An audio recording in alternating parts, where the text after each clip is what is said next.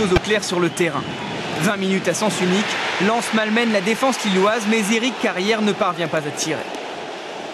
Haruna Dindan, lui, dans la foulée, ne réussit pas à cadrer. Le coup franc est somptueux, tout proche d'offrir à l'Ivoirien son 9e but en Ligue 1. Odemwingie suit les conseils de son entraîneur à la lettre, être menaçant constamment. C'est lui encore qui tente sa chance juste après la pause. C'est surtout qui oblige le gardien lensois à déserter ses buts à la 70e minute. Bastos en profite, frappe lobée parfaite du Brésilien. Après un but en Coupe de France le week-end dernier, Michel couleur Brésil hier après-midi à Bollaert. Après Bastos, c'est un autre Brésilien qui va marquer. Celui-ci est lensois. À 6 minutes de la fin, Dindan centre parfaitement pour Jussier, un partout. Bicevac détourne, Carrière reprend, 1-0 pour Lens.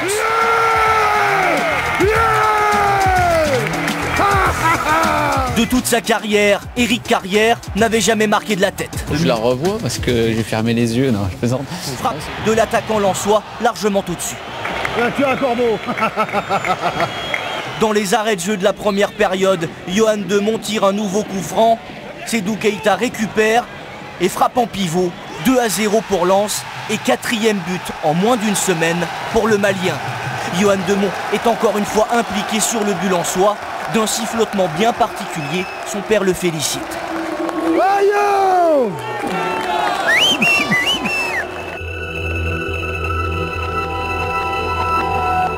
En seconde période, la partie change radicalement de physionomie.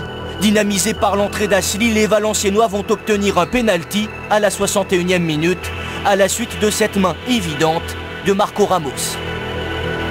Premier quart d'heure et on n'y est pas. Le penalty est tiré et transformé par Steve Savidan. Avec 9 réalisations, l'attaquant valenciennois prend la tête du classement des buteurs. Le derby est relancé. 2-1 pour Lens, débute alors le numéro de Charlie Tange. Il était là au bon moment. Il a fait un gros match. Un gardien, il se doit de gagner des points au cours d'une saison. Et c'est vrai que ce soir, il nous a gagné 2 points. Car après avoir fait le dos rond, Lens va inscrire un 3e but en toute fin de match grâce à un joli travail de Demont conclu par Issam Djema. Les 100 et or s'emparent de la 2e place du classement. Regardez bien, avec ce ballon qui va revenir dans les pieds d'Éric Carrière. Ici, Carrière qui a le temps d'ajuster sa passe pour Haruna Dindan qui égalise, un but partout. Carrière, Dindan, ce sont vraiment les hommes en forme. Penalty transformé par Sédou Keïta. 2-1 pour l'équipe de Lens et on va en rester là jusqu'à la 90e minute. 90e minute, coup franc pour Nancy alors qu'il n'y avait quasiment eu aucune occasion dans cette seconde période. La tête d'Adji, le coup franc tiré par Gavanon, la tête d'Adji, 2 buts par... Taiwo, en tout cas, il est en possession du ballon et hop, là il y a faute, c'est indiscutable. Taiwo, non, pour l'Olympique de Marseille, Dindan face à Carasso et l'ouverture du score pour le Racing Club de Lens.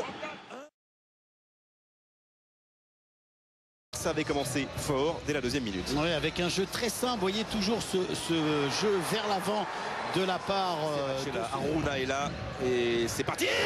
C'est parti.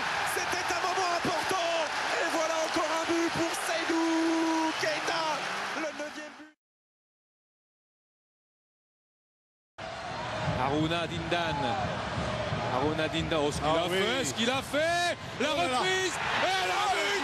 Oh, c'est magnifique, c'est magnifique. Peut-être pour mettre définitivement Lens à l'abri. Cousin qui va, Daniel Cousin pour le 2e but pour le Racing Club de Lens. Alors que Sidi Keïta s'apprête à rentrer.